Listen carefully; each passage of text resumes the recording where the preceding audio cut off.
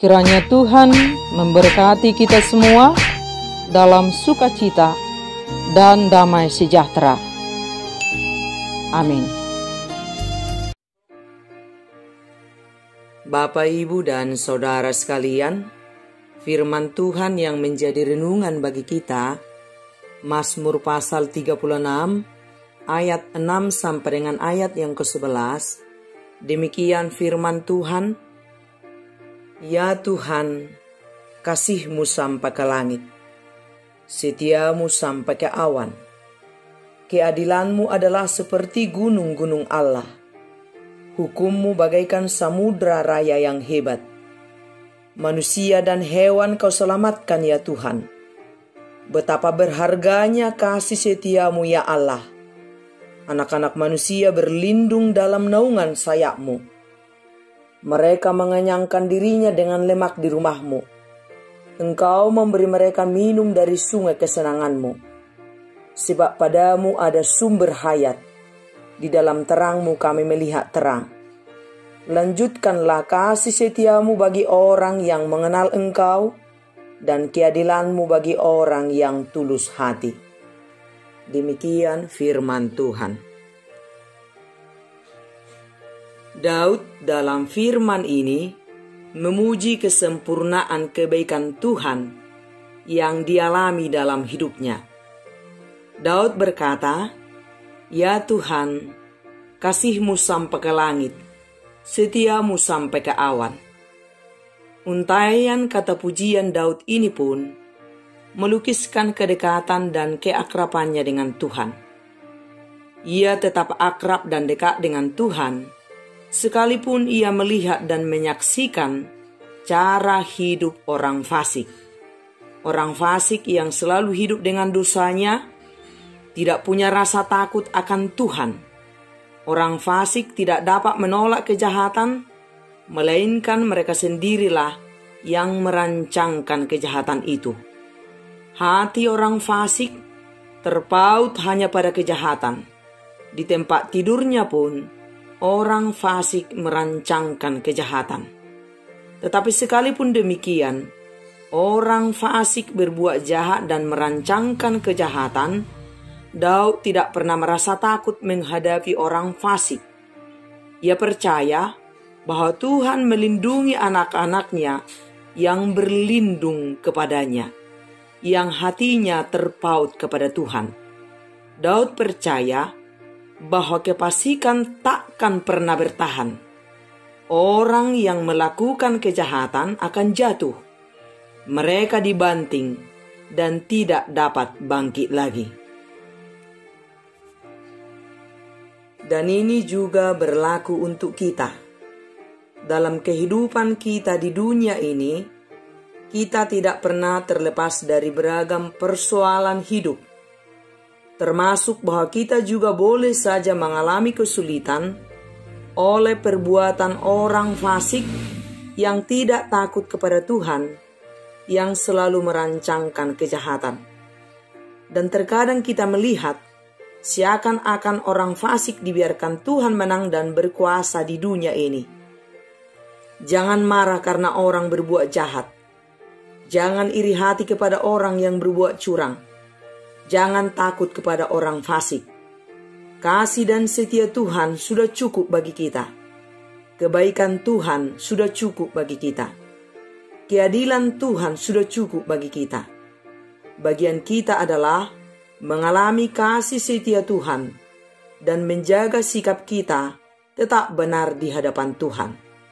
Sekalipun dunia ini merancangkan kejahatan, sekalipun orang fasik merancangkan kejahatan, kita tidak perlu marah dan menjadi jatuh pada dosa. Bagian kita yang terpenting adalah mengalami kasih setia Tuhan yang selalu diberikan kepada kita baru setiap hari. Bagian kita adalah bagaimana hati kita supaya tetap terpaut kepada kasih setia Tuhan. Jangan pernah terpancing oleh mulut orang fasik yang penuh dengan tipu daya, yang hidupnya penuh dengan rancangan jahat. Cukup kita berlindung dalam pemeliharaan Tuhan, menjaga hubungan kita tetap terhubung dengan Tuhan, supaya Tuhan melimpahkan kebaikan-Nya dalam kehidupan kita. Perlindungannya sempurna untuk kita. Sekalipun seakan-akan orang fasik yang kelihatan menang, keadilan Tuhan itu tak tertandingi. Kebenaran akan muncul seperti terangnya matahari.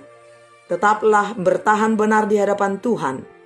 Jaga hati kita, tetap terpaut kepada Tuhan.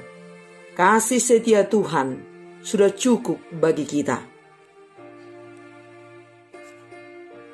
Bagian kita adalah hiduplah dalam perkenanan Tuhan dan mengalami kelimpahan hidup dari Tuhan. Kunci mengalami kebahagiaan sejati adalah menjauhkan diri dari segala tindak kejahatan dan dosa. Damai sejahtera hanya bisa kita alami saat kita hidup benar dan kudus di hadapan Tuhan. Dan ini bisa kita hidupi saat kita hidup dalam kasih dan setia Tuhan.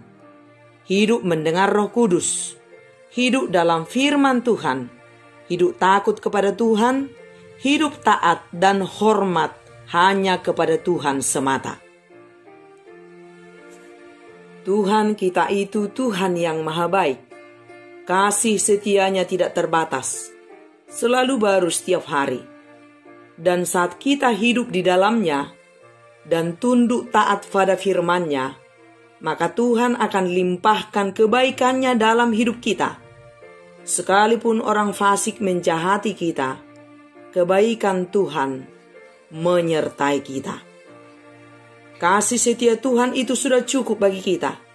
Sekalipun dunia ini goncang, ada topan badai, tetapi penyertaan Tuhan selalu ada untuk kita. Di setiap kesulitan yang kita alami, kasih Tuhan ada untuk kita. Sebab Dia adalah Allah kita yang maha baik, yang tidak pernah berubah sekalipun dunia ini berubah. Yang terpenting, kita jangan marah, kita jangan kecewa, kita jangan menjauh dari Tuhan. Mari kita alami kebaikan-Nya setiap waktu, sebab Dia tidak pernah berubah. Jangan pernah berpindah dari kasih dan kebaikan Tuhan, dari kebenaran Tuhan. Sekalipun dunia ini jahat, kasih setia Tuhan sangat cukup bagi kita.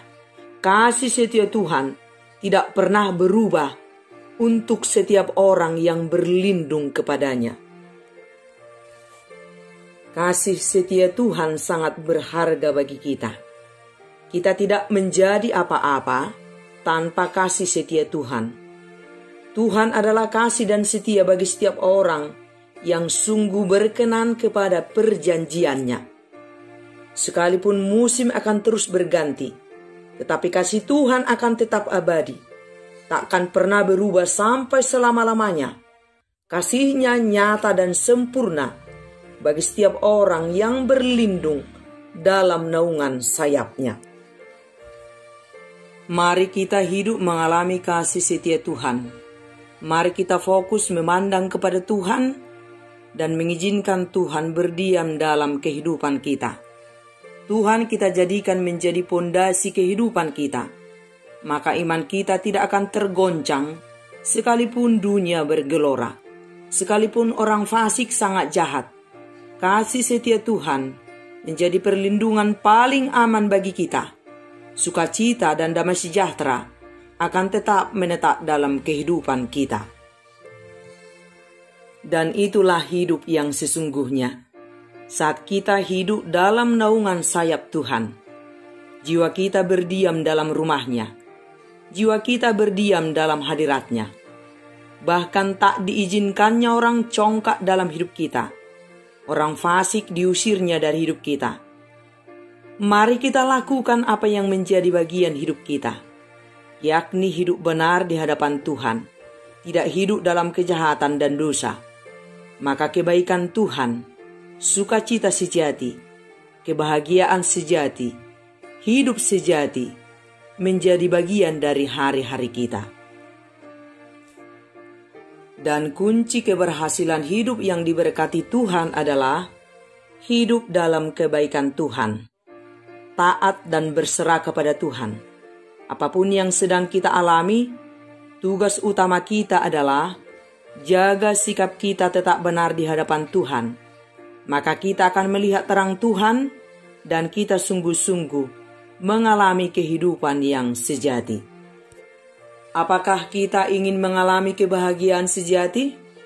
Apakah kita ingin mengalami hidup yang sejati dalam kebaikan Tuhan, penuh sukacita dan damai sejahtera? Tentu semua kita ingin dan mau. Jika kita mau dan ingin, tinggalkan dosa, kembali kepada Tuhan, berserah kepada Tuhan, dan mari kita mau dibasuh dan dipulihkan oleh Tuhan, dan hidup baru dalam pimpinan Roh Kudus. Dengarkan Roh Kudus yang memberi kita jalan kebenaran, maka Kristus akan hidup dan bekerja dalam diri kita. Tubuh kita menjadi baitnya yang kudus, sebab hanya hidup taat kepada Tuhan, jiwa kita tenang dan kita menjadi bahagia. Kefasikan tidak pernah memberi upah apapun pada kehidupan kita, tetapi selalu memberi kutuk dan penderitaan. Sebab setitik pun dosa dalam hati kita sudah menjadi kacau dan tidak ada ketenangan jiwa dalam kehidupan kita. Orang fasik bukan urusan kita. Orang curang bukan juga urusan kita. Urusan kita adalah supaya kita tidak menjadi fasik. Urusan kita adalah supaya kita tidak menjadi curang. Urusan kita adalah bagaimana kita tetap berlindung dalam sayap Tuhan.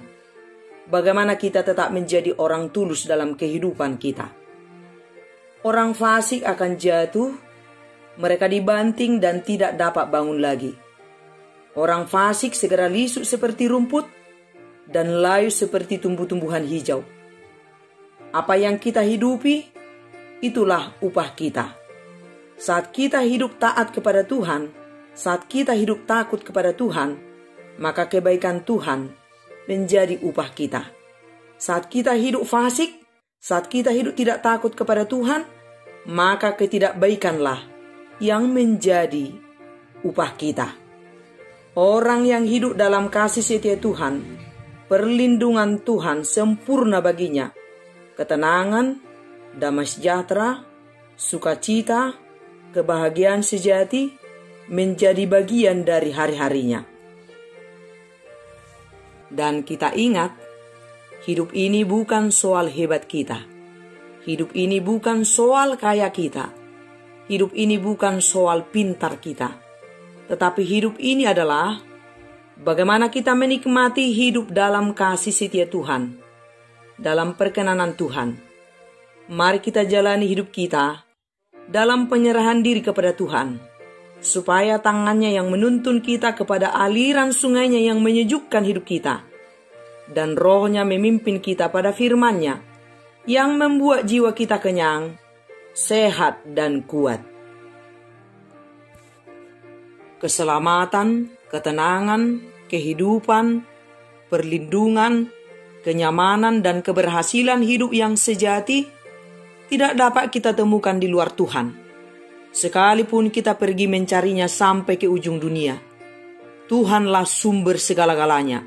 Sebab padanya lah ada sumber hayat, sumber kehidupan sejati. Jika kita ingin mengalami kehidupan sejati, tunduk taatlah kepada Tuhan. Maka kasih setianya dilimpahkannya kepada kita, dan sukacita sejati merasuk dalam hati kita.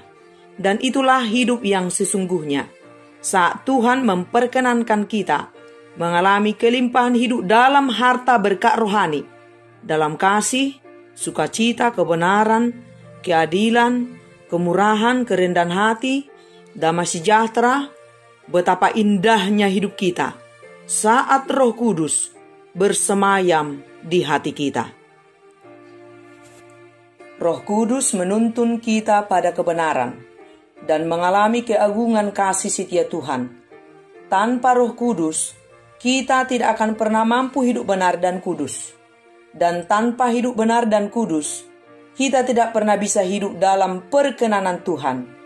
Dan hanya orang yang berkenan kepada Tuhan, diizinkan Tuhan menikmati kehidupan yang sejati dalam kasih setianya yang agung. Orang yang paling menderita adalah orang yang hidup tidak takut kepada Tuhan. yang hidupnya tidak berkenan kepada Tuhan. Saat jatuh, mereka dibanting dan tidak bangun lagi.